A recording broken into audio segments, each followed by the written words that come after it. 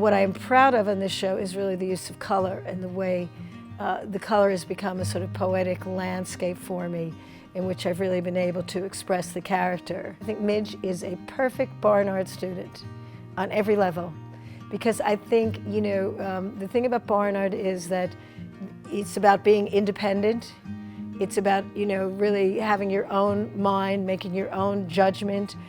The main person who I've collaborated in this business that I'm now in, which is film, television, and occasionally theater, is Jamie Babbitt. And we did 2 episodes of The Marvelous Mrs. Maisel.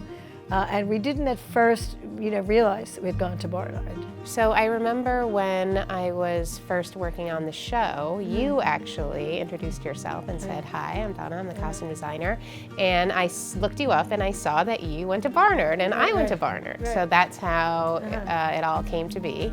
And we talked a little bit about Barnard and just our intellectual background and curiosity. And I remember you said, I'm so happy that you went to Barnard because I feel like there's so many smart women that went there, and it was such a formative time for me, and I was like, oh, we should do something. You know, I picked Barnard because I like the history of Columbia. I love the idea of the '68 riots.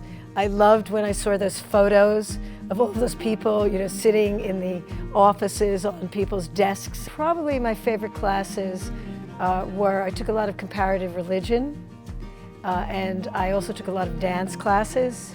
So I really combined the arts and academics, which is what I liked about Barnard, the fact that I was able to do both things. I felt like it was a school that was going to address not only like my academic interests and whatever, but it was also going to, you know, address my interests as a woman and also as a, you know, person in the society.